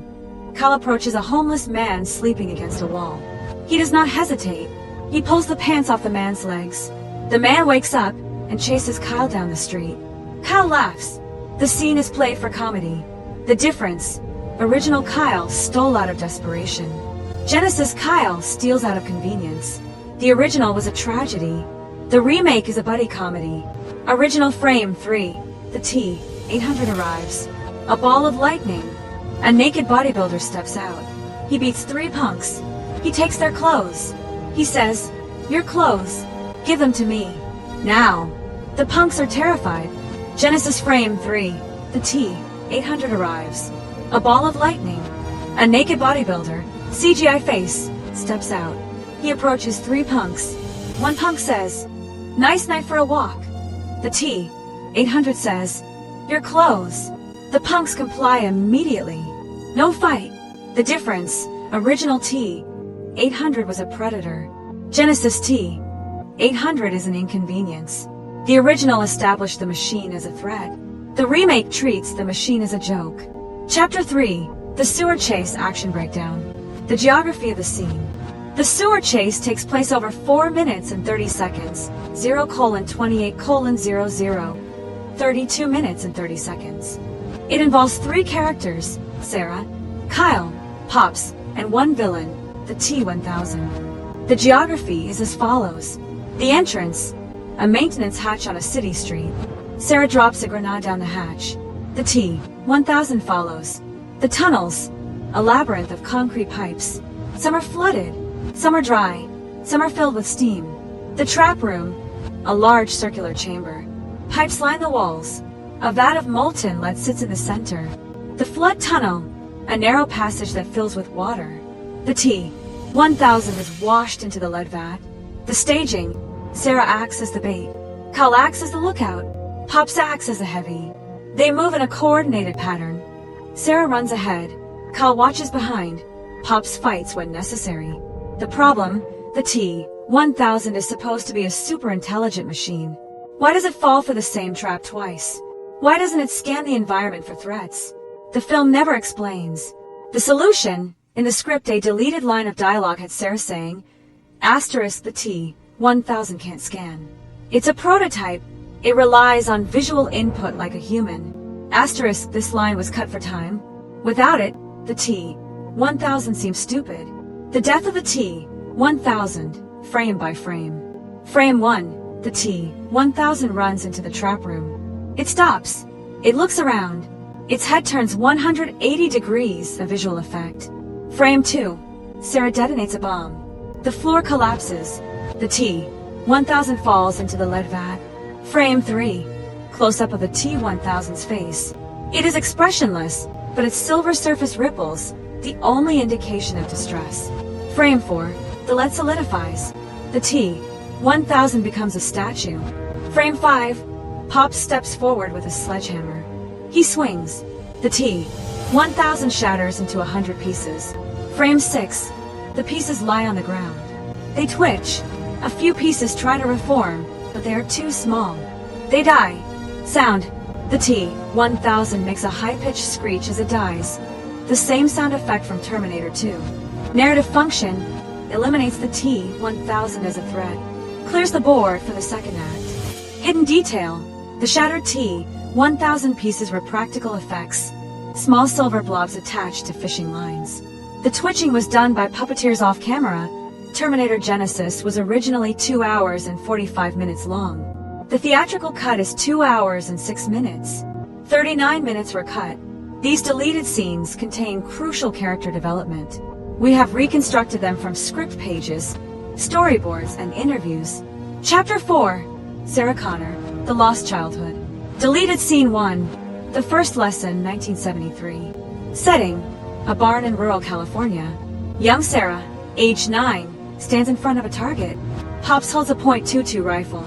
Dialogue reconstructed from script. Pops, your heart rate is elevated. You are afraid. Young Sarah, I'm not afraid. Pops, fear is acceptable. Hesitation is not. The T-1000 did not hesitate when it killed your parents. Sarah flinches. Her hands shake. Pops, focus. Breathe. The target is not a target. The target is the enemy. Sarah shoots. She hits the bullseye. Pops. Again. Sarah shoots again. Another bullseye. Pops. You will do this 10,000 times. Then you will be ready. Why it was cut, the producers felt to slow the pacing. They wanted to get to the action. Why it matters. This scene explains Sarah's competence. It shows the cost of her training. Her childhood was stolen. Without it, Sarah seems like a born killer, not a traumatized survivor. Setting. The same barn. Sarah, age 14, sits at a wooden table. A single candle burns in a cupcake. Pops stands across from her. Dialogue. Pops, today is your birthday. You are 14 years old.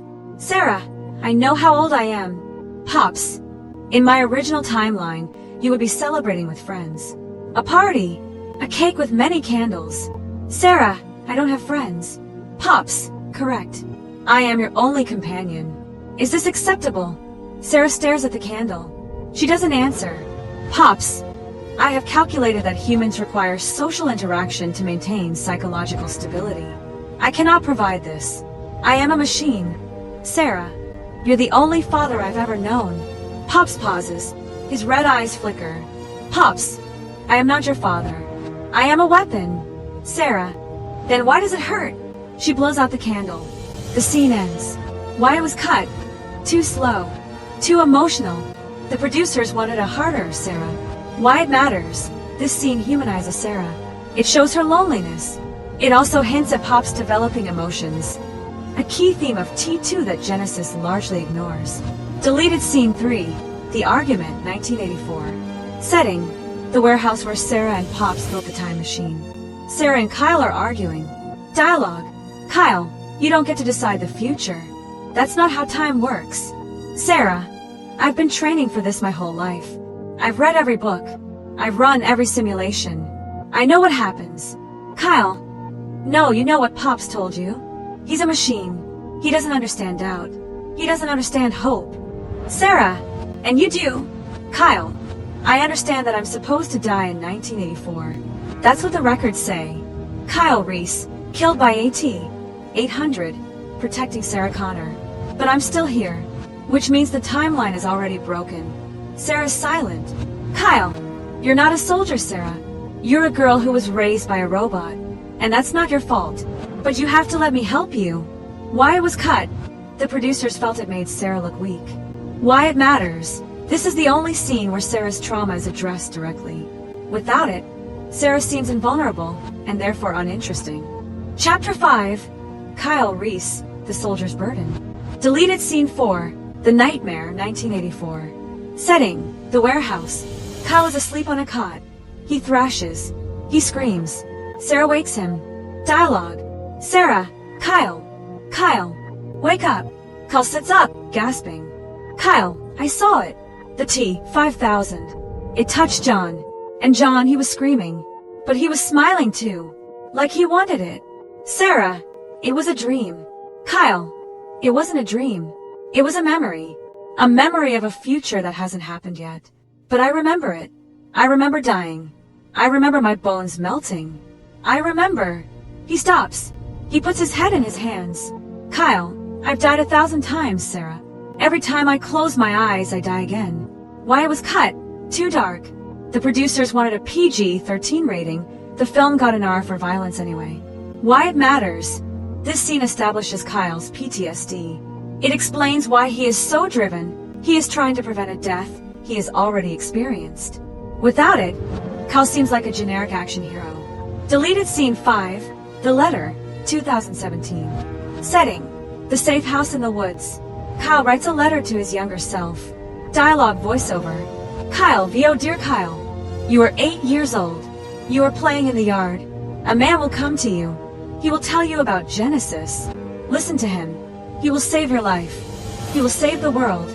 But you will never see him again. Because he is me. And I am going to die. Not today.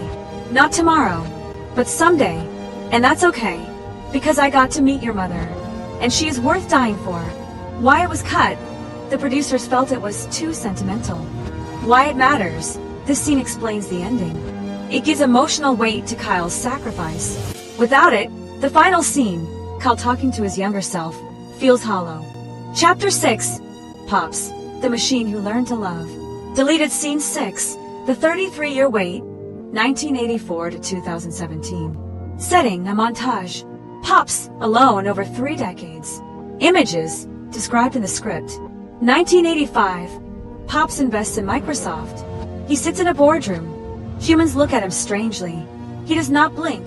1990, Pops buys a cabin in the woods. He builds a firing range. He shoots targets for hours. 1995, Pops watches television. A news report about the rise of the internet. His eyes flicker. 2000, Pops repairs himself. He removes a damaged chip from his own skull. He replaces it.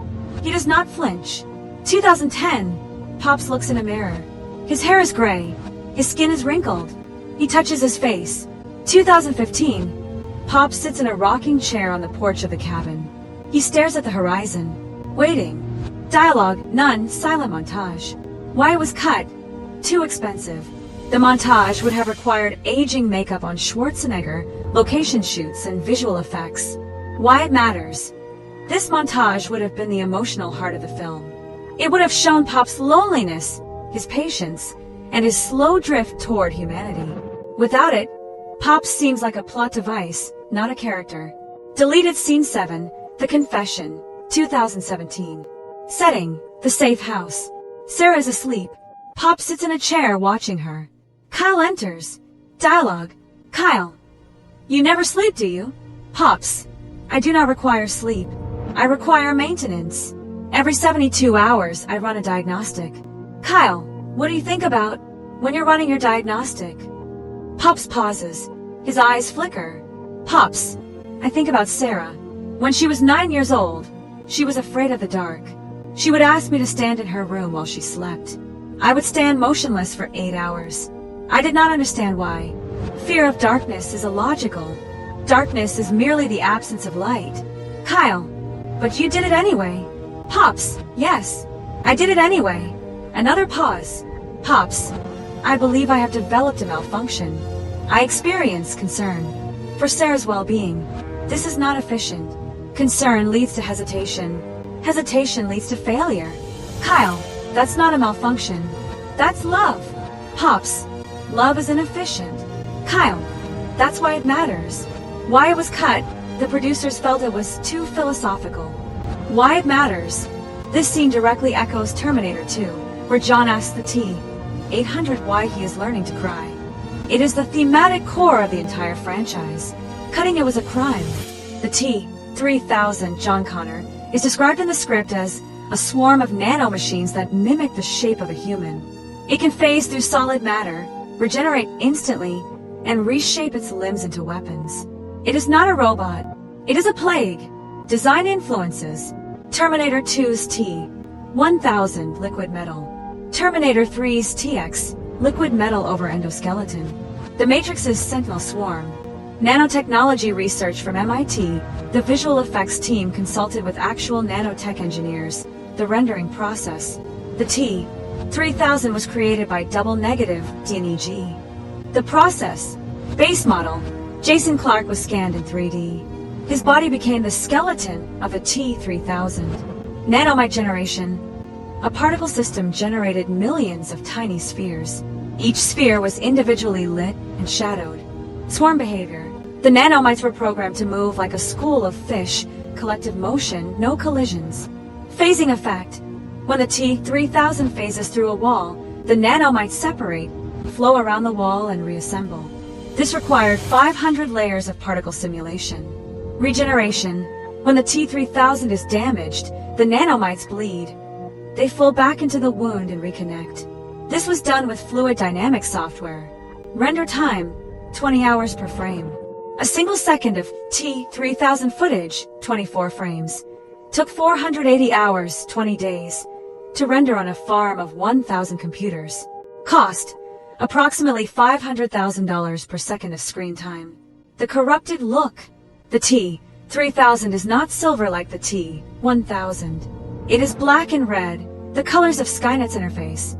The nanomites have a carbon ceramic texture, matte, slightly iridescent, like a stealth bomber. The rationale from the VFX supervisor asterisk, the T-1000 was a prototype. It was pure liquid metal. The T-3000 is a weapon. It's been hardened. It's been optimized for combat. It doesn't need to look beautiful. It needs to look terrifying. Asterisk. The problem, the black and red color scheme makes the T-3000 hard to see in dark scenes. The final fight takes place in a dimly lit server room. The T-3000 blends into the background. Audiences complained they couldn't follow the action. The phasing effect, frame by frame. Frame 1. The T-3000 runs toward a concrete wall. Its surface begins to ripple. Frame 2. The T-3000's chest touches the wall. The nanomites separate. A hole opens in the center of the body. Frame 3. The T-3000's head phases through. The eyes remain visible. 2 red dots on the surface of the wall. Frame 4. The rest of the body follows. The nanomites flow around the wall like water around a rock. Frame 5. The T-3000 reassembles on the other side. The nanomites snap back into place. The entire process takes 0.5 seconds. The flaw. The phasing effect looks too smooth. It doesn't look like a machine phasing through a wall. It looks like a liquid pouring through a hole. The effect is technically impressive but conceptually confusing. Chapter 8. The deranged Arnold, the uncanny valley. The problem. Arnold Schwarzenegger is 67 years old. The 1984 T-800 needs to look 37. The solution, digital face replacement. The process, scanning. Schwarzenegger's face was scanned at 4K resolution. Every pore, every wrinkle, every hair was mapped. Reference, a 1984 plaster cast of Schwarzenegger's face used for the Terminator was scanned. That became the target, aging inversion. The VFX team digitally removed wrinkles, sagging skin, and age spots. They also adjusted the bone structure. Schwarzenegger's jaw is widened with age. They narrowed it. Performance capture. Schwarzenegger performed the scenes. His facial movements were recorded by 32 cameras. Animation. Animators manually adjusted the digital face to match Schwarzenegger's performance. This was the most time-consuming step. A single second of footage could take a week. Lighting. The digital face was relit to match the on-set lighting. This required a 360-degree light probe. The result, a face that looks almost real, but moves wrong. The eyes are the biggest problem. They lack the organic micro-movements of real eyes. The mouth is the second problem. The digital lips don't quite sync with the dialogue. Why it failed? Technical analysis. The sole problem, human faces are asymmetrical. One eye is slightly higher than the other. One side of the mouth curves differently. The digital face was too symmetrical. It looked like a mask. The flesh problem. Real skin stretches and compresses when muscles move. The digital face stretched evenly, like latex, not flesh. The light problem. Real skin scatters light subsurface. The digital face reflected light like plastic. The time problem. The VFX team had 12 months. They needed 24. The final 30 minutes of the film were rendered 30 minutes before the final print was submitted to the studio. There was no time for polish. The verdict: the de-aged Arnold is a technological marvel and an artistic failure. It proves that photorealism is not enough. The human eye can detect a face that is almost right, but not exactly right. The effect is distracting, not immersive. In 2015, China was Hollywood's favorite savior. Films that bombed in the US could still profit in China. Terminator Genisys was designed for this market. The 2017 setting, China was obsessed with future narratives. The tech fear theme, China's government was warning about screen addiction. The action, Chinese audiences prefer spectacle over story. The release, August 23, 2015, 2 months after the US release. Why the delay? Chinese censorship. The film was cut for violence and superstitious content. Time travel. The opening, $27.4 million on day one, the fourth biggest opening for a Hollywood film in China at the time. The total, $112.8 million.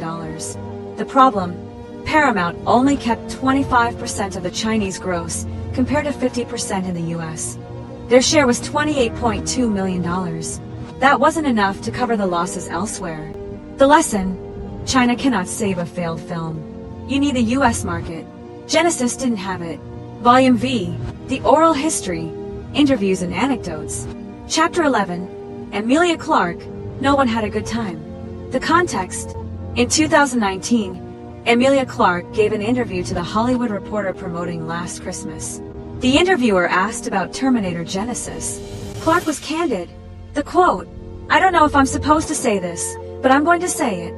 No one had a good time on that film. No one. Alan Taylor was eaten alive. He was not the director I remembered from Game of Thrones. He was stressed. He was tired. He was being pulled in 6 directions at once. On the script changed every day. We would show up and there would be new pages, new dialogue, new scenes. You couldn't prepare. You just had to react. On the sequels being cancelled, I was relieved.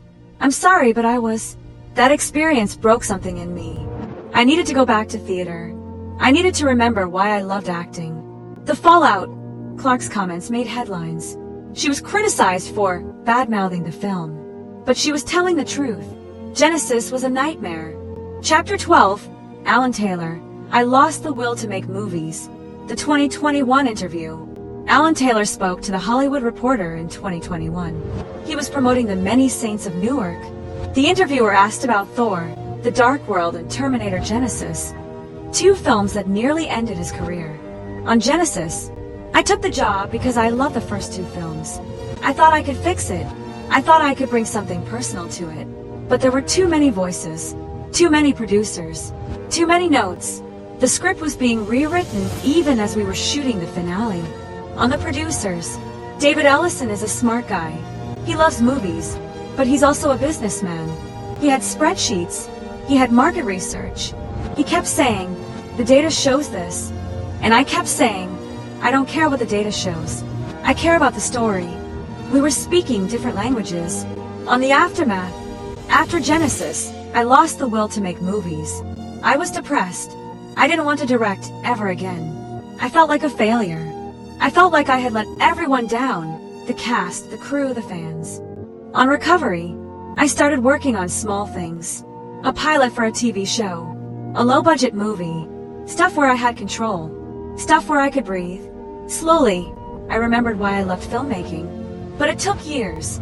On whether he would direct another blockbuster. No, never again. I'm done with that world. I'll make small movies. I'll make television. I'll make things that matter to me. I won't be a hired gun again. Chapter 13. Leda Kalogridis and Patrick Lussier, The Heart Was Cut Out. The 2016 interview. The writers gave an interview to Screen Crush in 2016. They were promoting Alita, Battle Angel Caligritis, and Dracula Untold Lucier. The interviewer asked about Genisys, Caligritis on the script. Patrick and I wrote a love letter to the first two films. We wanted to honor James Cameron's vision while doing something new. We had scenes where Sarah broke down, scenes where Kyle talked about his nightmares, scenes where Pop struggled with his programming. All of it was cut. Lucier on the trailer spoiler. We begged them not to reveal the twist. We said, "This is our I am your father moment.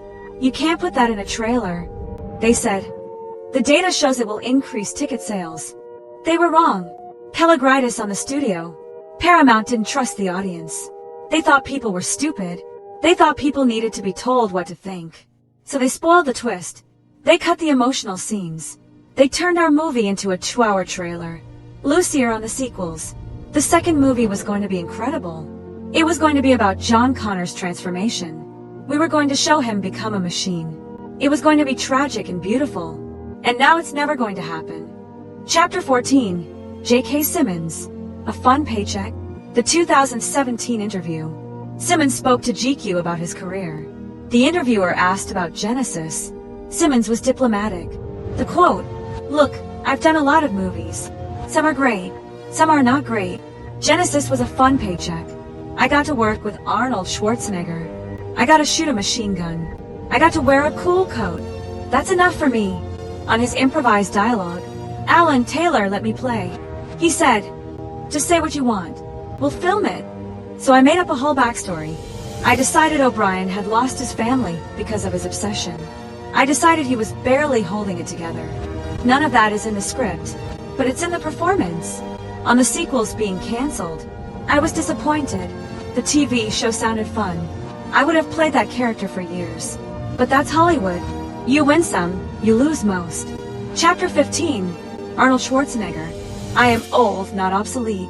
The 2015 press tour. Schwarzenegger promoted Genisys with his usual energy. He appeared on The Tonight Show, The Ellen Show, and Good Morning America. He was asked about the film's reception. On the negative reviews, critics have always hated my movies. They hated Terminator. They hated Predator. They hated True Lies. And those movies are classics. So I don't listen to critics. I listen to the fans. On his age, asterisk, I am 67 years old. I am not 25, but I can still kick ass. Look at this. He flexes. You think a 25-year-old could do that? No. That's 40 years of hard work. Asterisk. On the film's complexity, the time travel is confusing. I admit that. Even I got confused. I asked the director, "Where am I? When am I?" He had a whiteboard. He explained it. I still didn't understand. But I trust the audience. They're smart. On the sequels, we have plans for 2 more movies. They will be bigger, better, more action. I will be back. I am always back. The irony, Schwarzenegger was wrong. He did not come back for the sequels. The sequels were canceled. His next Terminator appearance was in Dark Fate, 2019. A different timeline, a different director, a different failure. Volume 6, The Comparative Study, Genisys versus the franchise. Chapter 16, The Terminator, 1984, the UR text, themes. Fear of technology, the T-800 is a nightmare about automation. The inevitability of fate, can the future be changed? The power of love, Kyle's love for Sarah saves humanity.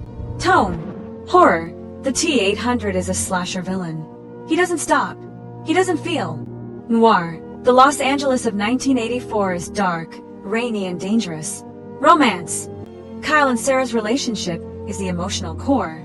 Budget, $6.4 million. Box office, $78.4 million worldwide. Legacy, a classic, one of the most influential films of the 1980s. Genisys' relationship to the original. Genisys tries to quote the original without understanding it. It recreates the shots but misses the mood. It references the dialogue but misses the desperation. It is a copy of a copy, degraded, hollow and empty. Chapter 17, Terminator 2, Judgment Day, 1991, The Apex. Themes, humanity versus machine. The T-800 learns to be human. The T-1000 is pure machine. Fatherhood, The T-800 becomes a surrogate father to John. Sacrifice. The T-800 destroys itself to save the future. Tone. Action. The greatest action film of its era. The chase scenes are masterpieces. Drama. The relationship between John and the T-800 is genuinely moving. Tragedy. The ending is heartbreaking. Budget. $102 million. Box office. $520.9 million worldwide. Legacy, a masterpiece. One of the greatest sequels ever made. Genisys' relationship to T2. Genisys wants to be T2. It wants the emotional weight, the action spectacle, the philosophical depth. But it settles for imitation. Pops is a pale shadow of the T-800. Sarah is a pale shadow of Linda Hamilton. John is a villain, not a hero. Genisys is T2 with the soul removed. Alan Taylor recorded a director's commentary for the home video release. It is 2 hours and 6 minutes long, the exact runtime of the film.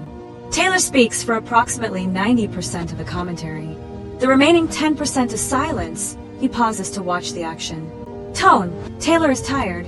He sounds defeated. He does not defend the film. He apologizes for it.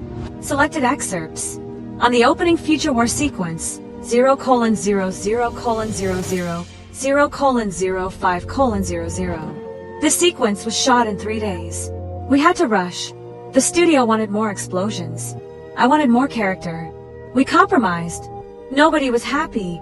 The holographic map was David Ellison's idea. He wanted the future to look sleek. I wanted it to look lived in. We fought about it for 3 weeks. He won. Asterisk, Matt Smith was a delight. He showed up with his own ideas for the T-5000. He wanted to play it as charming evil. I think he succeeded. Asterisk. On the 1984 recreations, 0:05:00, 0:20:00. We didn't have the rights to use footage from the original film. So we had to rebuild everything. The alley, the punks, the police station. It cost $5 million to recreate what James Cameron did for $500,000. I wanted to shoot on film. The studio wanted digital. I lost. That's why the 1984 scenes look too clean. Digital is too sharp. It doesn't feel like 1984. The de-aged Arnold. Look, I know people hate it. I hate it too. But we didn't have a choice. Arnold insisted. And when Arnold insists, you say yes. On the T-1000, 0:20:00, 0:32:00. Asterisk. Lee Byung-hun is an incredible actor. He did all his own stunts. But the T-1000 in this film is underutilized. We had bigger plans for him. But the script changed. He became a footnote. Asterisk. Asterisk. The sewer chase was supposed to be longer. We shot a scene where the T-1000 chases them through a meatpacking plant. It was grotesque. The studio cut it. Too violent for PG-13. But the film got in her anyway. So that was a waste. Asterisk. On the John Connor twist, 0:32:00, 0:45:00. I begged Paramount not to put the twist in the trailer. I begged them. I got on my knees. They said, the data shows it will increase opening weekend. The data was wrong. Asterisk. Jason Clarke's performance as the T-3000 is the best thing in the film. He understood the tragedy. He played John as a victim, not a villain. The studio wanted a villain. He gave them both. Asterisk. On the helicopter chase, 0:45:00, 1 hour. Asterisk. The bus flip was practical. No CGI. We built a 500-foot bridge replica in New Orleans. We flipped a real bus. It took 12 takes. The first 11, the bus didn't flip correctly. On the 12th, it flipped perfectly. And then we realized we had forgotten to put the cameras in the right place. So we had to do it again. Asterisk. A stunt performer broke his ribs on the 14th take. He finished the take. Then he passed out. He's fine now. He sends me a Christmas card every year. On the final battle, 1 hour to 1 hour and 35 minutes. The magnetic field effect was a nightmare. We had to simulate the nanites being pulled apart. It took 20 hours per frame. The render farm kept crashing. We had to send the files to China to be rendered. That's why the final fight looks soft. We ran out of time. Emilia Clarke cried for real in the scene where she kills John. She wasn't acting. She was exhausted. She hadn't slept in 48 hours. I should have sent her home. I didn't. I'm ashamed of that. On the ending, 1 hour and 35 minutes to 1 hour and 42 minutes. The mid-credits scene was added after test screenings. Audiences were confused. They didn't understand why the film ended happily. So we added the tease. It was a last-minute decision. We shot it in 2 hours. I don't know what happens next. The sequels were canceled. The TV show was canceled. This is the end. I'm sorry. On the film's reception, 1 hour and 42 minutes, and I read the reviews. They hurt, but they were fair. This is not a good movie. It is a movie that was made by committee. I take responsibility. I should have fought harder. I should have walked away. I didn't, and that's on me. If you're watching this commentary, thank you. You're a real fan. I'm sorry we let you down. I'm gonna go make small movies now. Small stories. Human stories. I need to remember why I love this. Volume 3. The Visual Effects Shot Log. Complete Catalog. Introduction. Terminator Genisys contains 1,204 visual effects shots. This represents 96% of the film's runtime. Only the dialogue scenes in the safe house and the car driving scenes were shot practically. Most complex shot. Shot 756, the bus flipping over the bridge. The bus was practical. The bridge was practical. The water was digital. The compositing took 6 weeks. Future war shots, 100 shots. Shots 801 to 900. HK aerial drones, T, 800 units, resistance soldiers. Most complex shot. Shot 845, AT, 800 rising from molten metal. The metal was simulated. The T, 800 was a digital model. The lighting was matched to a practical steam effect. MPC shot log, 120 shots. Selected highlights. De-aged Arnold shots, 35 shots. Shots 901 to 935, the 1984 T, 800. Most complex shot. Shot 915, the T-800's face close-up. The digital face had to match Arnold's performance. The animators worked for 3 months on this shot alone. The final result is still in the uncanny valley. Future war expansion shots, 85 shots. Shots 936-1020. Set extensions, Skynet robots, vehicles. Most complex shot. Shot 1001, a wide shot of the resistance assault. The shot contains 5,000 digital soldiers, 200 digital vehicles, and 50 digital HKs. The render time was 48 hours per frame. ILM shot log, 80 shots. Selected highlights. Judgment Day sequence, 40 shots. Shots 1021 to 1060. San Francisco being destroyed by nuclear blasts. Most complex shot. Shot 1045, a nuclear shockwave traveling down Market Street. The shockwave was simulated using fluid dynamics. The buildings were digital models. The shot took 4 months to complete. Terminator vision shots, 40 shots. Shots 1061 to 1100. First-person perspective of T, 800 and T, 3000. Most complex shot. Shot 1089. Pop scanning a room for threats. The overlay includes thermal imaging, motion tracking, and threat assessment. The design was based on military HUDs. Volume 4, the Biographical Dictionary. Introduction. This section profiles every credited cast and crew member with more than 10 minutes of screen time or a significant creative role. Genisys makes a surprisingly compelling case for itself. Schwarzenegger is a joy. The action is visceral. The twist is genuinely surprising. Analysis. Lawson is the outlier. Most critics disagree. Michael O'Sullivan, The Washington Post. Genisys goes back to what made the franchise work in the first place. Not the machine inside the man, but vice versa. Analysis. O'Sullivan focuses on Pops. He ignores the rest of the film. Mixed reviews. Mark Kermode, The Observer. Marginally better than Terminator 3 or Salvation, but still light years short of the first 2 films. Utterly unnecessary, if occasionally entertaining. Analysis. Kermode sums up the consensus. The film is not terrible. It is pointless. Alan Jones, Radio Times. Confusing time travel, lackluster spectacle, and bland casting earmark this unexceptional reboot. Analysis. Jones identifies the 3 fatal flaws. Negative reviews. Joe Morgenstern, The Wall Street Journal. Plays like the worst of all outcomes. A film that hates itself. Analysis. Morgenstern is brutal. He is also correct.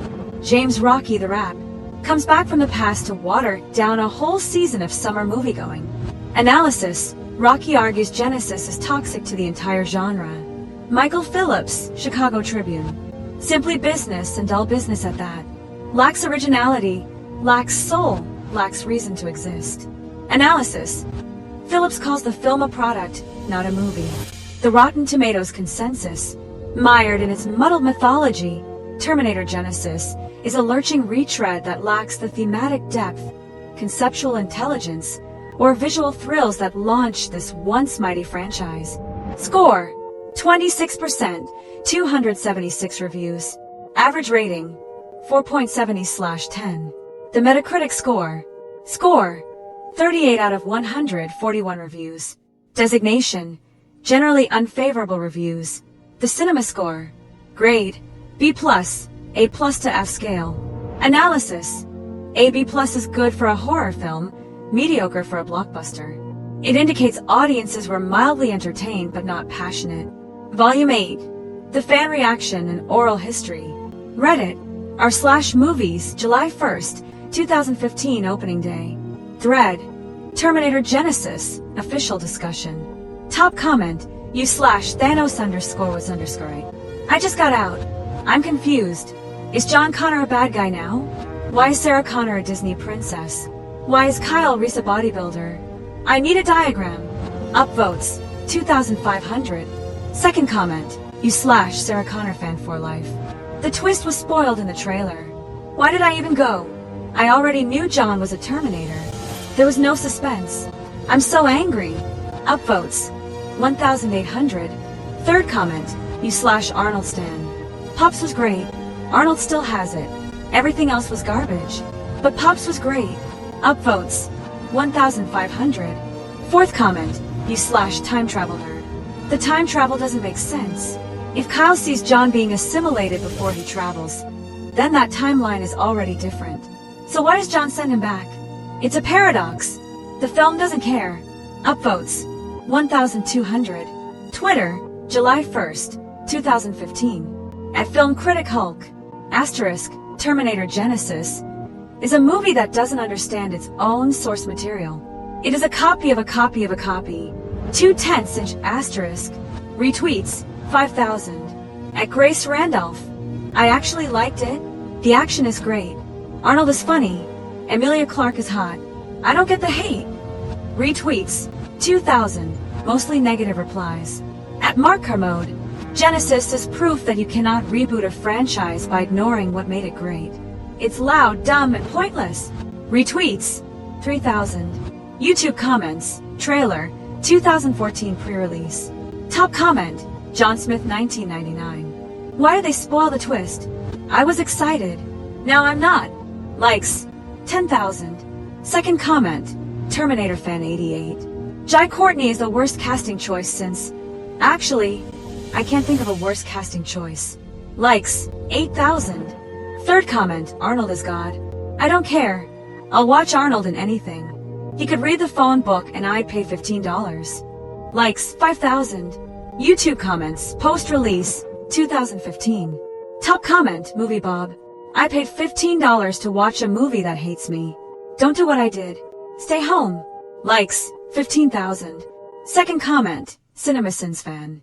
Ding, ding, ding, ding. This movie is 2 hours of sins. Likes, 10,000. Third comment, Honest Trailers. In a world where James Cameron made 2 perfect movies, Hollywood decided to make 4 terrible sequels. This is the 5th. Likes, 8,000. Volume 9, The Cancelled Sequels. Complete plot summaries. Terminator 2, 2017. Apocalypse. Status. Full script written. Pre-production begun. Cancelled December 2015. Logline. * John Connor, now a T-3000, travels back to the 1990s to prevent his own birth. Sarah and Kyle must chase him through time while Pops struggles with his newfound humanity. * Full plot summary. Act 1. The film opens in 2029, a timeline where Genisys was not destroyed. Skynet rules the world. a human resistance fights back. Their leader is an older Kyle Reese, played by a different actor. He sends a message to the past, a warning to Sarah. John is not dead. He is the enemy. Kill him again. Act 2. Sarah, Kyle, and Pops are living in hiding, 2018. They receive the message. They build a new time machine. They travel to 1995, the year John Connor, as a child, would have met the T-800. They arrive to find a young John Connor, played by a child actor, being hunted by the T-3000 adult John. The T-3000 wants to erase his own childhood, creating a paradox that will destroy the timeline. Act 3. Sarah realizes she must kill her own son again. But she hesitates. Pops fights the T-3000. Kyle protects young John. The T-3000 reveals that he is not a villain, he is a victim. Skynet is controlling him. He begs Sarah to free him. Act 4. Sarah finds a way to reverse the nanite infection. She injects the T-3000 with a countervirus. John Connor becomes human again, for 1 minute. He says goodbye to Sarah. He dies. The timeline resets. Young John grows up to become the resistance leader. The loop is closed. Ending. Pops stands over John's grave. He says, "I have learned to grieve. I am no longer a machine. Why it was cancelled. Genisys underperformed. Paramount lost confidence. Terminator 3, 2018, Future War. Status. Treatment written. Never greenlit. Cancelled January 2016. Logline. Asterisk the final battle. Sarah, Kyle, and Pops travel to 2029 to destroy Skynet forever. But Skynet has one last weapon. A T-5000 that can possess any human asterisk. Full plot summary. Act 1. Sarah, Kyle, and Pops arrive in 2029. The future war is raging. They join the resistance. They meet an older John Connor, alternate timeline. John is suspicious of them. He doesn't know who they are. Clarke returned to theater. She starred in The Seagull, London, 2022, and Macbeth, Broadway, 2024. She has not appeared in a blockbuster since Solo, 2018. She says, "I'm happy. I'm doing the work I want to do. I don't need to be famous." Courtney, age 39. Courtney continues to work in Australian television and straight-to-streaming action films. He starred in Black Site, 2022, and The Furies, 2024. He says, "I'm proud of my work. Not every movie can be a hit." Jason Clarke, age 56. Clarke is now a respected character actor. He starred in Oppenheimer, 2023, as Roger Robb. He says, "Terminator was a learning experience. I wouldn't trade it." J.K. Simmons, age 70. Simmons won another Oscar for being the Ricardos, 2021. He continues to voice J. Jonah Jameson in the MCU. He says of Genisys, "That was a Tuesday." Matt Smith, age 43. Smith became a global star in House of the Dragon, 2022 present. He says of Genisys, "I had fun." Matt Smith playing Skynet, "That's ridiculous. I loved it." Alan Taylor, age 60. Taylor directs television exclusively. He won an Emmy for Succession, 2023. He says, "I'm never making another studio film. Television is where the freedom is." Leda Kalogridis, age 60. Kalogridis wrote Alita, Battle Angel, 2019, and The Dark Tower, upcoming. She says, "I learned a lot from Terminator. Mostly what not to do." Patrick Lussier, age 59. Lussier directed The Bricklayer, 2023. He says, "I'm still proud of the script. The studio changed it. That's not my fault." David Ellison, age 42. Ellison sold Skydance to Amazon in 2023 for $200 million. He is now a billionaire several times over. He says, "I still love Terminator. Maybe one day we'll try again." James Cameron, age 71. Cameron released Avatar, The Way of Water, 2022, and Avatar 3, 2025. He has no interest in returning to Terminator. He says, "The franchise is dead. Let it rest." Chapter 19, The Unmade Sequels. What could have been? 10th Anniversary Reflection. The Lost Trilogy. The Genisys Trilogy would have been. Part 1, Genisys John Connor becomes a Terminator. Part 2, Apocalypse Sarah and Kyle chase John through time. Part 3, Future War: The Final Battle. Pops dies. The loop closes. The loss. We will never see the complete vision. The trilogy exists only as scripts and storyboards. It is a ghost franchise. The fan revival. In 2024, a group of fans produced a 30-minute animated short titled Terminator Genisys, the Lost sequel. It used AI voice cloning and amateur animation. It was viewed 5 million times on YouTube. The comments were kind. Better than the real thing. The official statement. Paramount, 2025. We have no plans to revisit the Genisys timeline. The rights are complicated. The audience is not there. We're focused on other franchises. The translation. Genisys is dead. It will never be revived. It will never be completed. It will exist forever as a fragment. Chapter 20. The Eulogy. A final word. What Terminator Genisys taught us. Nostalgia is not enough. You cannot reboot a franchise by quoting better movies. Twists require setup. Revealing John Connor as a Terminator is meaningless if we don't care about John Connor. Characters matter more than plot. Genisys had a complicated plot and empty characters. It was forgotten within weeks. Studios should trust their directors. Alan Taylor knew the film was failing. He was ignored. Franchises need rest. The Terminator franchise made 5 films in 31 years. That's one every 6 years. That's too many. The audience got tired. The final sentence. Terminator Genisys is not the worst film ever made. It is not even the worst Terminator film. Dark Fate holds that title. But it is the most forgettable Terminator film. It is a film that exists and does nothing. It is a film that leaves no trace. It is a film that you watch, forget, and never think about again. The epitaph. Here lies Terminator Genisys. It was old. It was obsolete. It tried to be a beginning. It was an ending. May it rest in peace. No sequels. No reboots. No more. Terminator Genisys is a film that tried to be everything and became nothing. It is a reboot that reboots nothing.